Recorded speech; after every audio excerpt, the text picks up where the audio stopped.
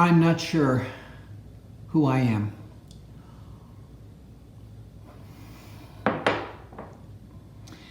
Which sounds strange for me to say. Ever since we did the stay at home for a couple of months and have been slowly reopening, I'm not sure who I am or who I'm comfortable being. Before the COVID-19 pandemic, I was happy, motivated, content individual who enjoyed reveling in conversation and laughter. Oh, I could be serious, of course, but serious and happy. Now I'm serious and full of uncertainty. I go grocery shopping as early in the morning as my store opens. I avoid aisles where others might be. I take a rather circuitous route to avoid face-to-face contact. I see people without masks and I get angry.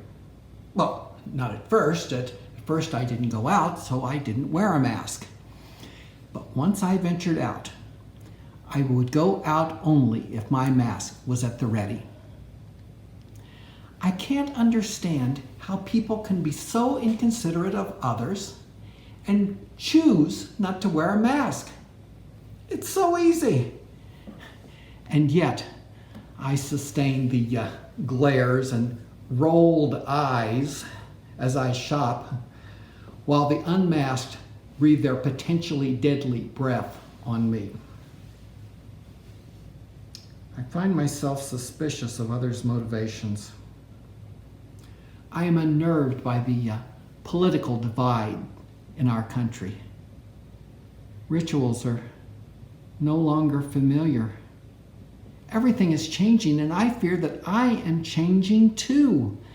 I long to be the happy, carefree, gregarious person I was in the past. And it is not the long ago past. It was only a few months ago. How could I have changed so fast? But I have. I have. Which sounds strange for me to say.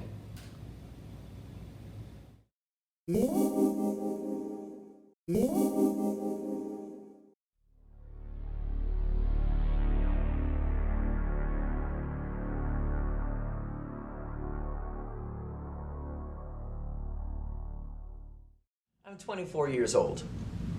I grew up watching the impossibilities of Hollywood viruses, the uncontrolled chaos, unchecked panic, the never-ending loneliness, the incomprehensible fear, and the classic zombie-like creatures taking over the civilized world are nothing new to us modernized people. I suppose, in the end, we should have been ready.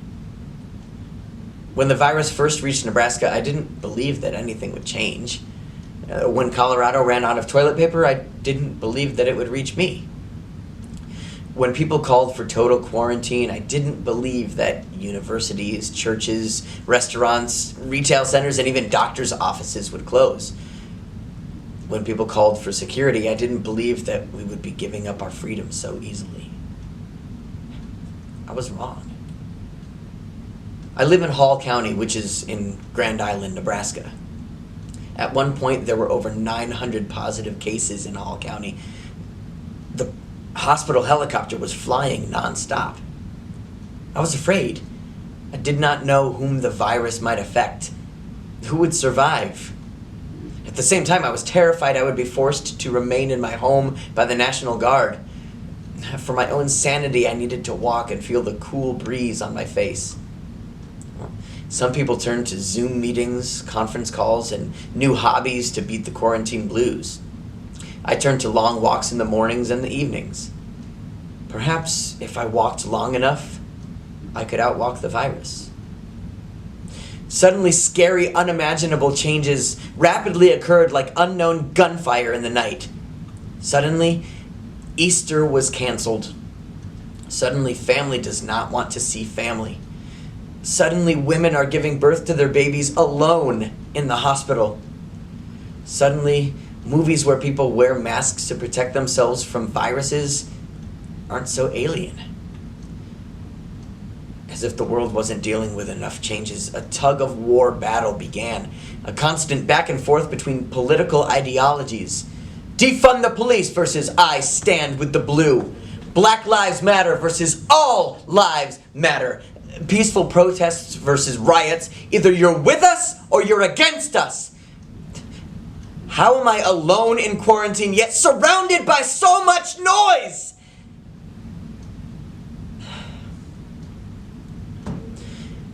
I continue to experience a constant back and forth battle when we should have been a united front in a worldwide pandemic and ultimately a catastrophe.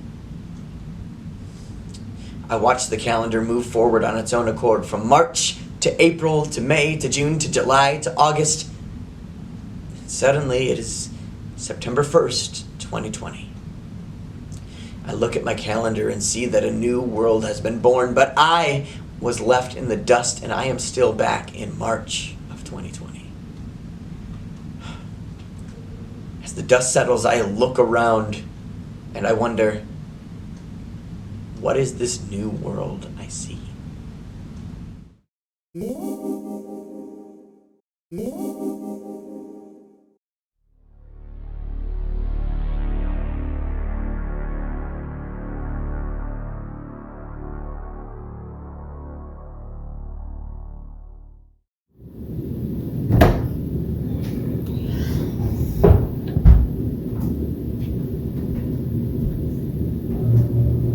You think I don't know what's going on? I've seen the Truman Show. I know how this works. You put tiny cameras all over the place to record my life. You almost got away with it too.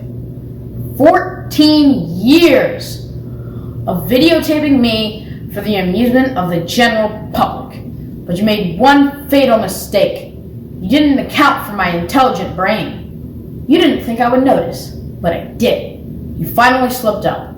You were sloppy with your details, and now it's going to cost you everything. Consider your show canceled. Nobody wants to watch a reality show where the person knows that their everyday life is being filmed.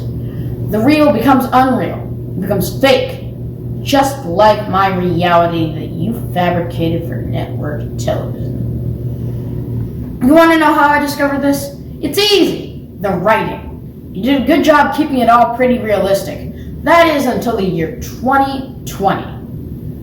I don't know if your ratings were down or your viewership declined, but this year, 2020, you made a huge mess. There was a volcano eruption in Taal.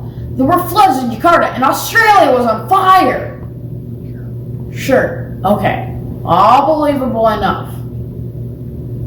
Then, World War III almost broke out, and Kobe Bryant died. Okay. And then, your true masterpiece of failure. COVID-19. People started going crazy, buying all the toilet paper from stores. Mandated stay-at-home quarantines, requiring everyone to wear face masks. It got so crazy. Schools are moved to online learning. Churches are closed. Grocery stores have one-way aisles. It's insane and it's unbelievable. You can't make something this absurd up and expect me to believe it. This is all true. Like, come on. You really think my mom would enroll me in online learning? No. If my mom was really my mom, she'd expect me to go to school and put up with it. But alas, that's not my real mom. Or my real dad. You didn't think I would figure it out. But I know that none of the people in my life are real. None of them. Wait a minute. If this is a TV show, and everyone in my life is just an actor, then where's my real family? Am I just a test tube baby? Or a robot? Or like an alien? Oh no. What if I'm not real? What if I'm just a TV character? And the show just never ends. No reruns, no reboots, no reshoots. Just life. The TV show about me. Whoa, I don't care anymore if this is a TV show or not. I'm gonna go hug my TV mom and tell her I love her.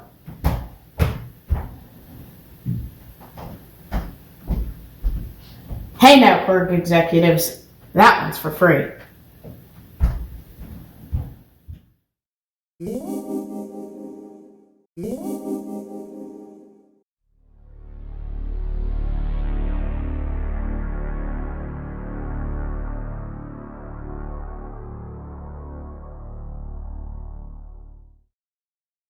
Pastor said that every January, he and his wife go through their pantry and eat everything.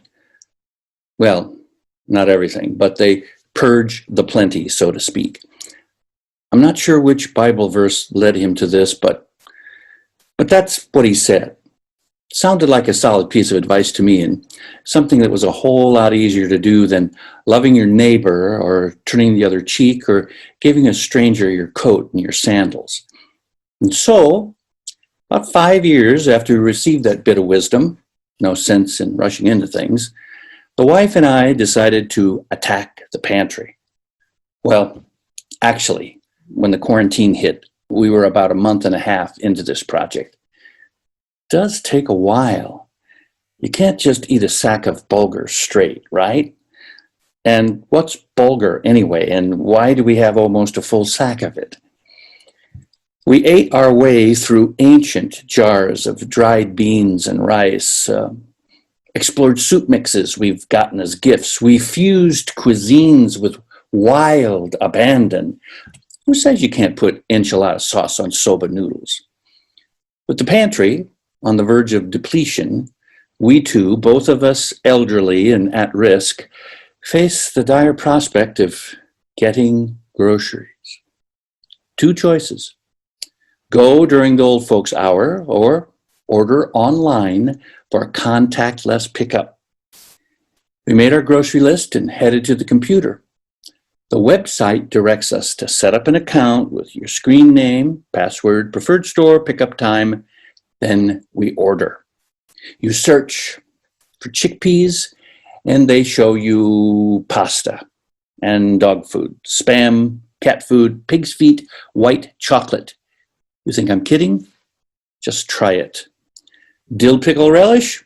Doesn't exist. The brand of dishwasher soap that our machine prefers? No such product. 10 different manifestations of its rival, but the brand we usually use in absentia. After considerable consternation and confusion, we get our order in the basket. You realize we are talking virtual basket. And then it won't take us to checkout. I retrace my steps twice, and then magically, when I do exactly what I've been doing for the last 5 minutes, checkout appears. The next day, an email informs us that our order is ready for pickup. Except, out of the 72 items we order, they don't have 17. Among the missing in action, hamburger, yogurt, bread, blueberries, and of course, toilet paper and disinfectant wipes. I show up at the appointed time, park in the clearly marked space, call the designated number, and the harried woman who answers the phone says, they'll be right out. 15 minutes, no one. I call again. Oh, didn't they tell you? We're loading out under the canopy beside the building. Beneath the canopy, friendly employees takes my name, loads groceries in the trunk, and I'm off. When I get home, the milk is 2 days away from expiration, and we've been charged for 2 pints of blueberries and a package of buns that don't make it in the trunk. The laundry detergent doesn't work in our machine. We have a very particular machine. The container of cherry tomatoes is exploded. That 10-ounce sack of frozen vegetables we thought we ordered, it's a 3-pound sack. On the other hand, 5 pounds of self-rising flour and 2 4-pound sacks of sugar that we didn't order show up intact. After several calls and emails, I'm informed that items that leave the store cannot be returned. So while someone probably didn't get to make cookies, we got to explore the wonderful world of self-rising flour. in the end, it's sort of like karma. Everything balances out eventually. Well, since then, we've devised several hacks to get around the ordering snafu. And the pantry? Still working on it. Anyone have a good recipe involving a jar of baby corn, a box of Israeli couscous, 2 bottles of molasses, and, oh yeah, self-rising flour?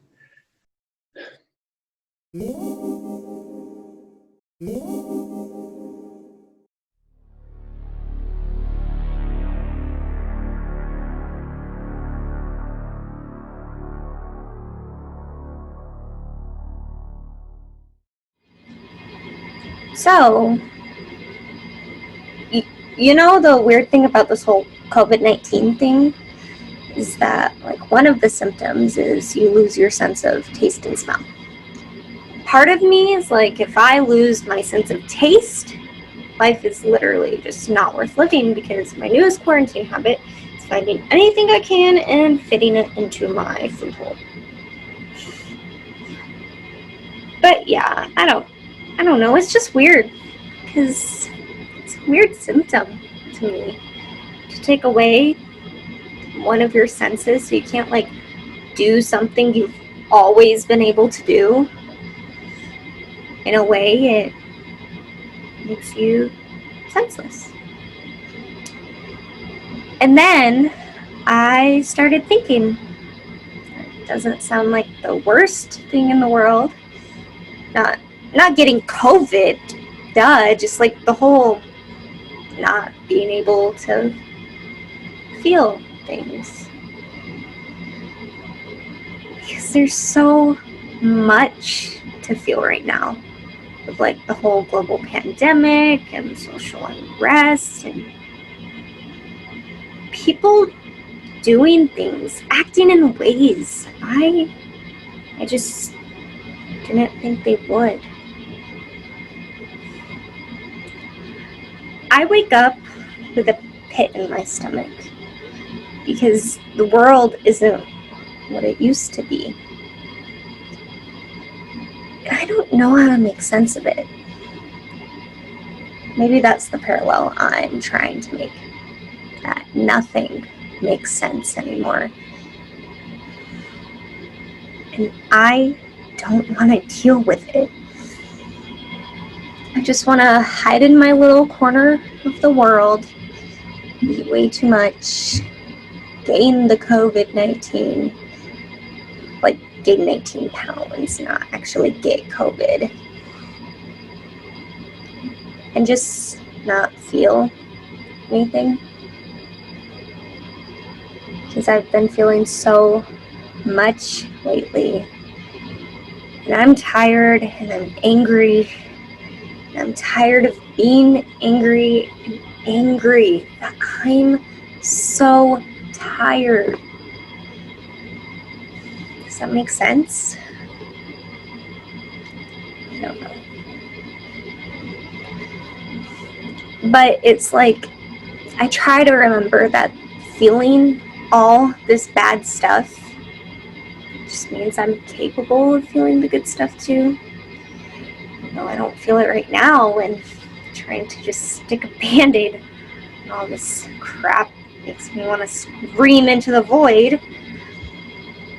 I mean, the world sucks right now. At least I'm still capable of caring. And not everything is bad.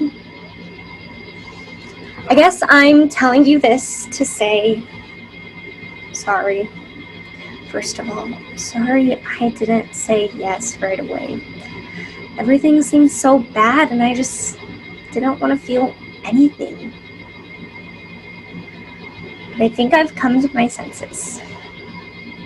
Yes, Jeremy, yes, I'll marry you. I'm sorry it took so long for me to say that. Now I just gotta get quarantine for the wedding. Get it? Quarantine. I know. My jokes are completely tasteless.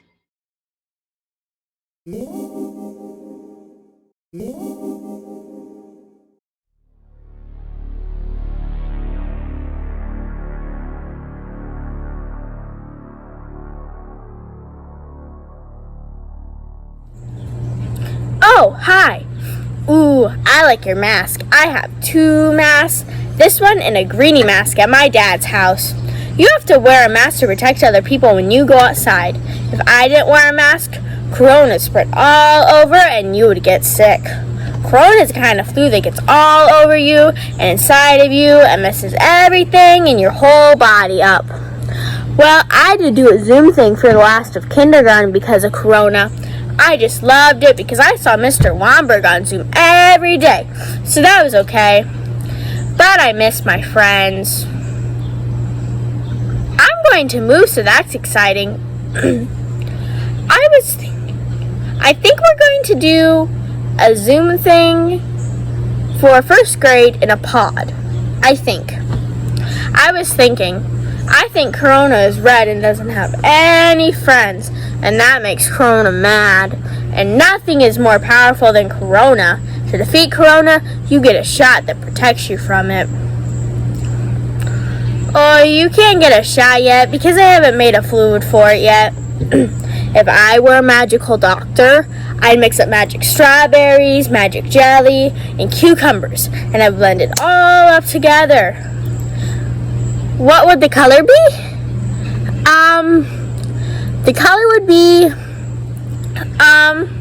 strawberries are red, jelly is blue, cucumbers are green, and then I would add in a magic pink dye, and it would turn it orangish pinkish, and it would taste a little bit good in your tummy.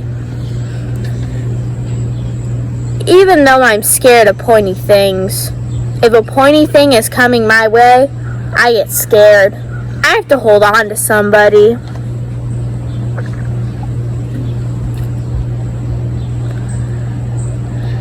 Little room where I do science and karate. I could punch karate in Corona's face. Oh no, it's just a fluid, so it's not really a person. Pandemic? That means stay at home. COVID-19? I don't actually know. COVID means sickness. 19 means that there are 19 COVIDs. That's a lot. I have to go now.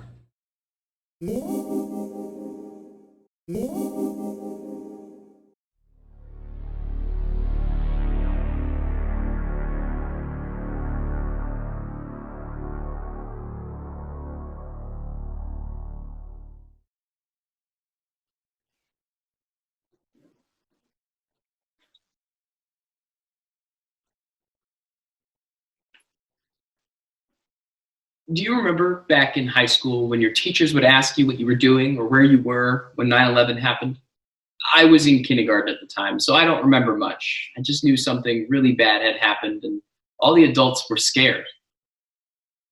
I wonder if that's how younger kids were feeling when the pandemic was at its peak. The world declared the pandemic over just last year after the new vaccine they developed actually started working. There are still cases here and there, but now people are no more scared of getting the coronavirus than they are the flu. Now that I think of it, maybe this was the last push we needed to get anti-vaxxers to take their heads out of their asses. Anyway, just think, 5 to 10 years from now, the new question teachers will be asking their students is, what do you remember about the coronavirus pandemic? A lot of the answers will be pretty simple. We stayed inside a lot. We didn't go to school. We had to wear masks in stores. They will be answers that you would expect to hear from people who were only kids at the time, right? There are times I wish I was a kid during the COVID-19 pandemic. I would have gotten to stay home from school and had a super extended summer. Unfortunately, that wasn't the case. I wasn't a kid during the pandemic. I was an adult, not even a real adult. I was only 24. When the pandemic started, I had only been out of college for about 1.5 years, living on my own, and I had finally just started feeling confident and capable at my job. That is until the universe decided that life on Earth had gotten too pleasant. I know what you're thinking. Geez, Charlie, it couldn't have been that hard to move to working at home. We all had to do it. Quit being so dramatic. That would all be true, except for the fact that I couldn't do my job from home during the pandemic because I was a registered nurse. That's right. With barely a year of experience under my belt, I, Charlie Harris, was fighting on the front lines of a global pandemic. Okay, that was a tad bit dramatic, but it's true. In all honesty, it wasn't all that bad to begin with. When things first started shutting down, people weren't coming into the hospital for every little thing, so the hospital would call me and ask me not to come in because there were so few patients that they didn't need all the nurses that were scheduled. Even when I did have to go in, I would only have to take care of 3 or 4 patients, which was a nice break from the typical 6 to 7 patient load that I was used to having. Only I'd known that that was the calm before the storm. Over the course of 2 nights, we got a huge influx of patients that were testing positive for COVID-19. We didn't know where they were coming from, and the hospital was overwhelmed. We couldn't turn the patients away because these people needed our help. So the hospital hashed together a makeshift COVID unit, and we did our best. Let me tell you, there is no better definition of flying by the seat of your pants than being a healthcare provider who is taking care of a patient that has a virtually unknown virus. I think that's what frustrated me the most about everything that happened. I didn't know what I was doing half the time. We didn't exactly cover what to do during a global pandemic in school. There was minimal research to go off of. So treating COVID patients at the time was just trial and error, which is really scary when someone's life is on the line. Sometimes the stress was overwhelming. Work stress started coming home with me. I was exhausted all the time and things just kept getting worse. The number of COVID cases kept rising and the hospital was doing its best to keep up. I was doing my best to keep up. People were dying left and right.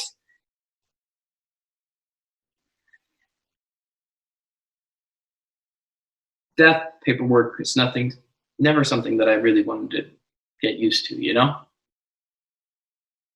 For me, it wasn't losing the patient that was the hard part. I mean, of course it was hard. But being a person of faith, I knew that they were going to a better place.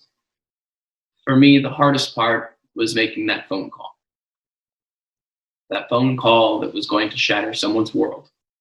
The one where I had to tell someone that their wife, their husband, their parents, their child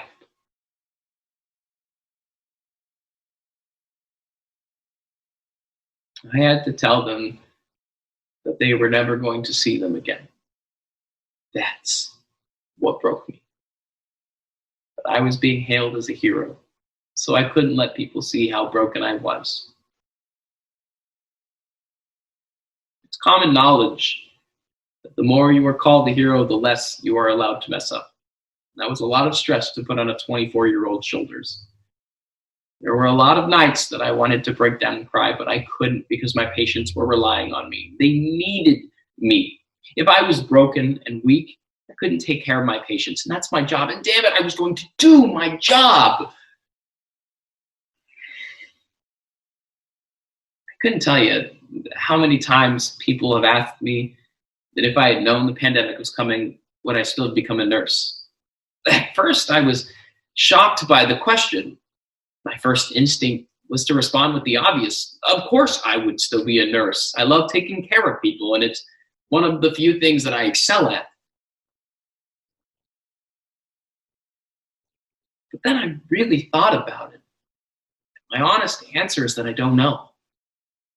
I don't know if I would have chosen to go into healthcare if I had known a pandemic was coming. I don't know if I would have been brave enough to take that step. I'd like to think that I would be, but there are just some things you don't know until you've lived them. When I look back now at everything, I wonder every time how I got through it. And I remember the support I had from my family, who called me once, if not twice a week, to check in on me. I remember my friends who went above and beyond to stay connected during my quarantine. I remember the buttload of coffee I drank to make it through my shifts. And I remember having faith in God. And sometimes blind faith is all you need to get through the hard times. That maybe a good vaccine.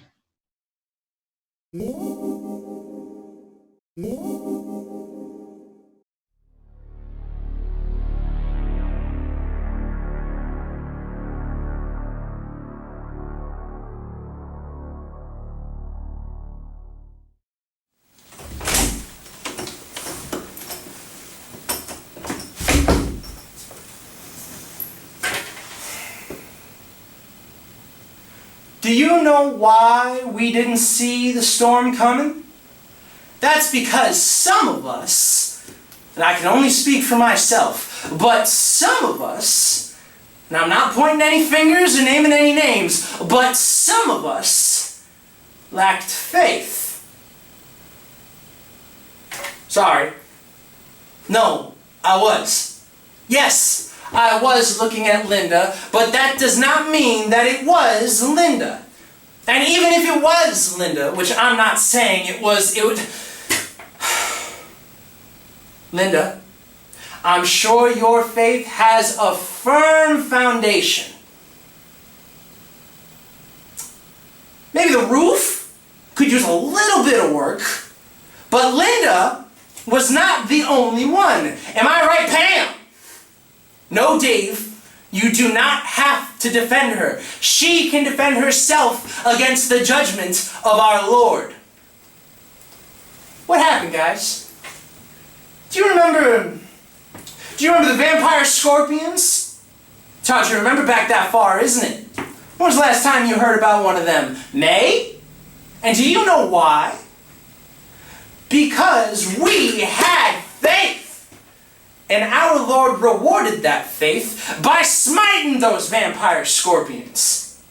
And even though we haven't shown the faith we owe him, our Lord of the deep, in his divine mercy, has shown me the way forward. Now, this is kind of a big one. Of course, it's a revelation, but just take a minute, process it. You don't want your first reaction to be, he's put up with a lot. So, here's the deal. I'm gonna start...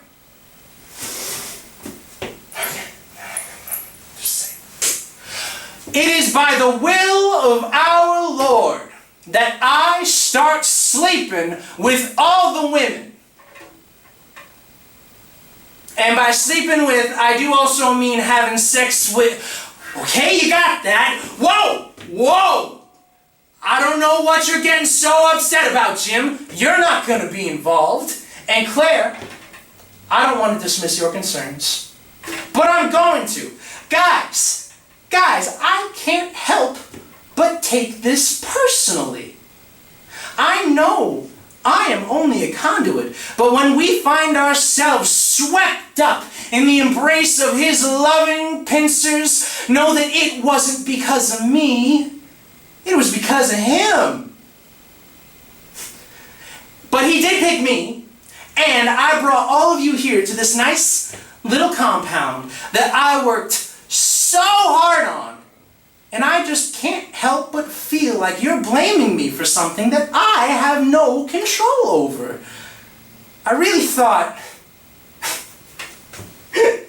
I'm gonna feel really stupid for saying this, but I really thought the hardest part would be logistics.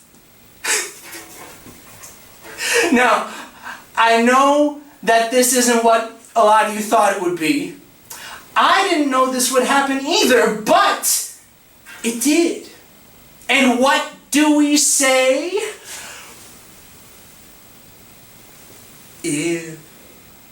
If he wills it, we will do it. Thank you. So, Sharon, you want to come in and okay, no. Jenny, do you want to? All right. Sarah? Linda. You know what? I'll just leave this sign up leave the sign-up sheet right on my door, and whoever wants to... Guys? Hey! Hey guys, come back! We could just... If he wills it!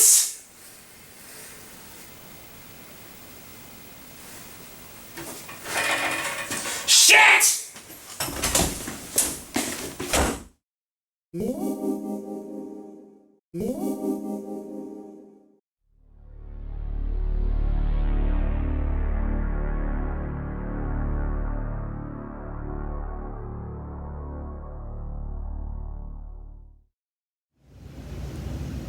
Hey, Mom. I know it's been a while since we've seen each other. Living so far away makes it hard. Not like quarantine would make that much different, but after Dad passed, I feel like you've been pushing me away. It hurts so badly, but I know I can't blame you. We all joked about how I would be him if he was a young woman, and now you blame me for what happened to him.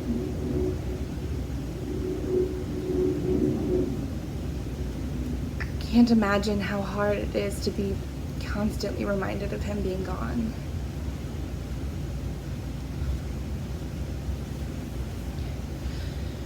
Listen, Mom, there's something that I need to tell you. You haven't been answering your calls, you won't reply to your texts, and I don't know what else to do. I'm desperate at this point, and I have nobody else to turn to. I needed you for weeks now. I wanted to make amends. But now it's too late. I just have to get it out. Mom?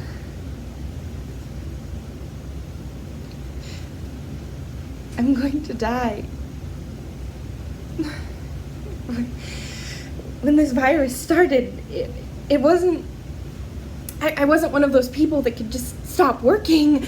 We were considered essential workers, and I'm definitely not financially stable enough to just not work. I didn't have a choice.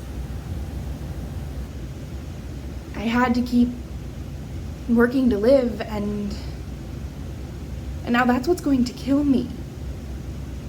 Essential workers. I think the government meant expendable workers. Nobody took it seriously, and when they started to, it was too late. At least for me, anyway. Nobody thought I could get sick. Hell, I didn't even think that I had a great chance of getting sick.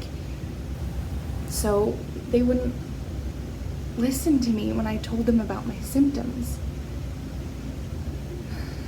The doctors wouldn't test me, my job wouldn't compensate me. I had to walk into the hospital and scream at them and that I had the virus before they would even test me, before they would even see me. Dad always told me that if a woman wanted to be heard, she had to use her voice. And she had to be loud. I didn't think it would end up being so literal. But it's the only thing that worked. But now, was it even worth it? It's too late. They won't listen. They wouldn't listen, and now I'm going to die. I'm scared, Mom. I don't want to be alone. I don't want to leave you with any bad feelings in your heart. And I don't want you to have to be left with nobody. Please, Mom. I'm begging you. Please, don't can't let your little girl go through this without you. Please don't let me die alone.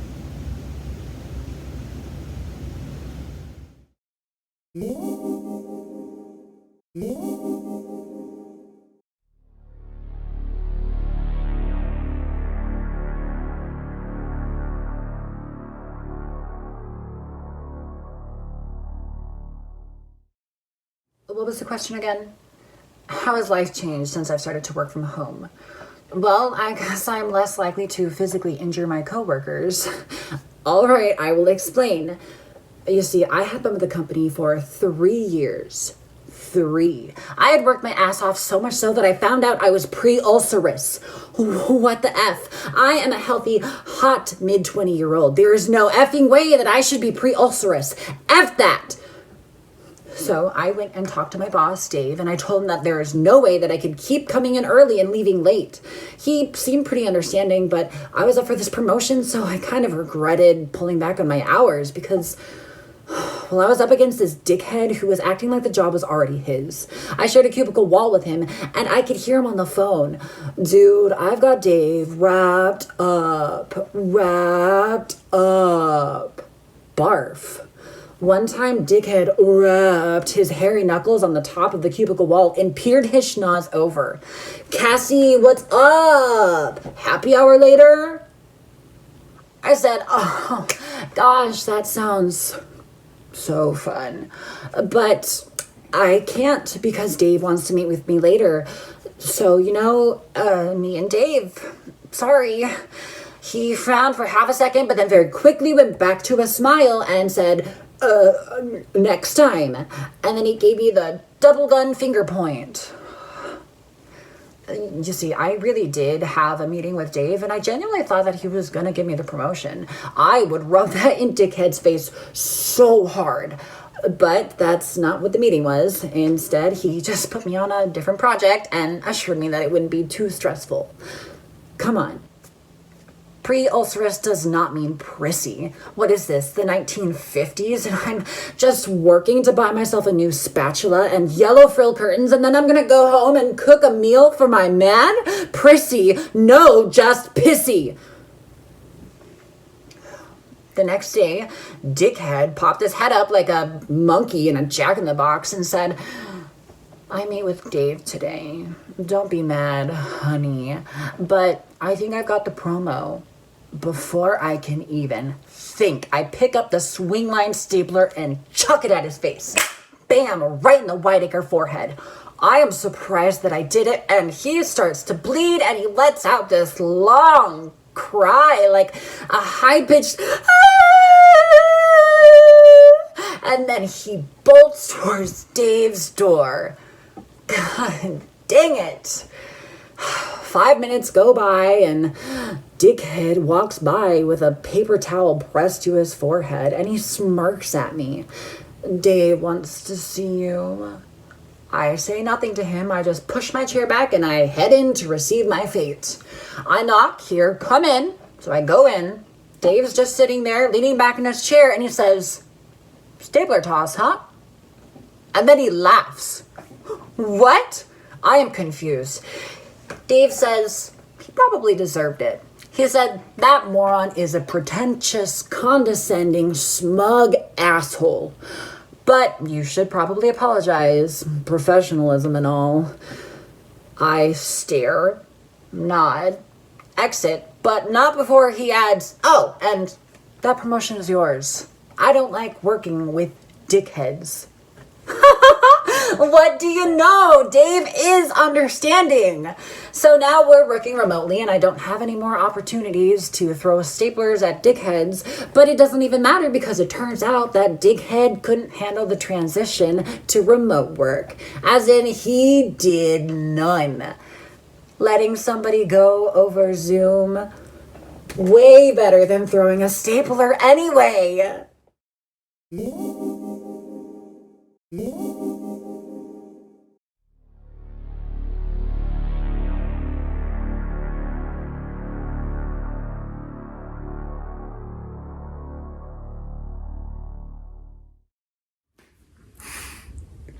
Hey everyone, It's Sam. You already know that. I hope you all remember me. I'm really sorry I can't be there with you all. Oh, it's been such a long time since I've seen you guys. For some of you, it's been a couple decades. Life just swoops in and takes over, doesn't it? Yeah, it has for me at least. So, since it's been such a long time, I thought I'd give you a little bit of a life update. Yes, I still live in Boston. Yes, I still love dogs. Yes, I am still single. I guess I don't have a lot to update you guys on, do I? I'll see y'all in another 10 years. Nah, just kidding. This coronavirus pandemic. It's quite the crazy situation, isn't it? I remember the first time I saw it being talked about in the news, I just shook my head and thought to myself, geez, another sickness to worry about? What's next? This just in. New study shows that previous infections of chickenpox does not guarantee immunity. Second and third infections of chickenpox are showing up in people that have already been exposed. Is no one safe? Find out tonight at 6. I was totally surprised that coronavirus became such a issue so quickly. First, there was a recommendation for everyone to avoid large social gatherings, and the reminder that everyone should start washing their hands more often. And then there was the period of time when they told everyone to stay at home and not go anywhere. Yeah, I'm an expert at that.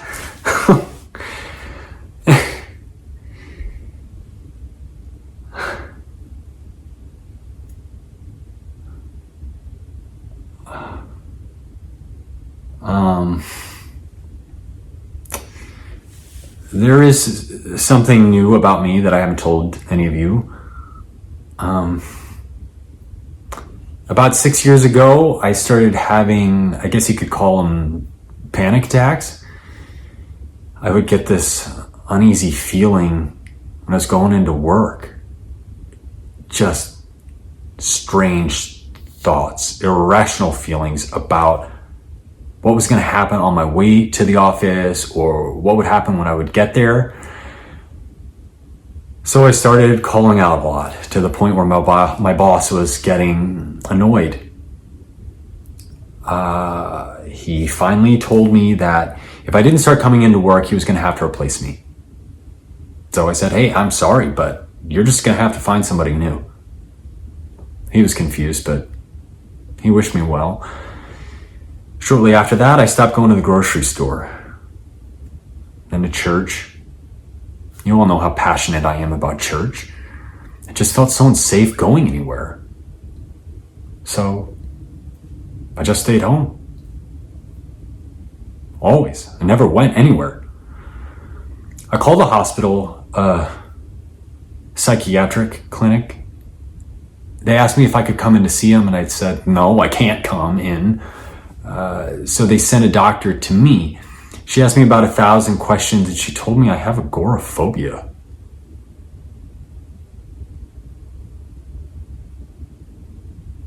I felt so ashamed. I was so embarrassed. When they finally lifted the COVID mandate to stay at home, I watched as my neighbors came and went. But I stayed home. Just like I have been for the past 6 years. Just stayed home. Because I can't go out. So yeah, that's what's new with me. Freaking out about the one thing everybody else is looking forward to during this pandemic. Getting out of the house.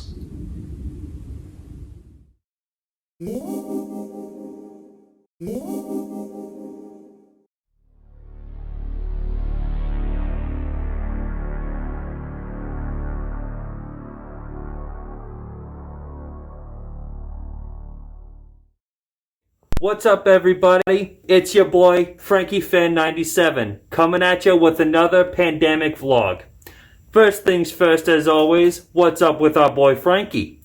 Well, I still haven't heard any radio chatter, other than what hotspots to avoid and where the looting's been worse. So that's a little annoying. Also, I still never got an answer from my correspondence to the Hollywood compound, so we're probably not looking at any future TV appearances or singles, which I feel is what we could all use right now. I just hope he's okay, you know? I feel like he's my last connection to the old world. I can still close my eyes, listen to Far From Over, and imagine I'm watching Staying Alive instead of hiding in the closet of a ruins of Walgreens looking for mask supplies. Oh yeah, so that's what's going on right now. Me and my family are on a supply run hoping to find a cache of masks. Well, I'm hoping to find a mid-condition Hudson Hawk DVD in the discount movie bins. You know those babies are always untouched. Of course, I won't be able to watch it, but I'll have it again. I can look at it as I fall asleep at the campground.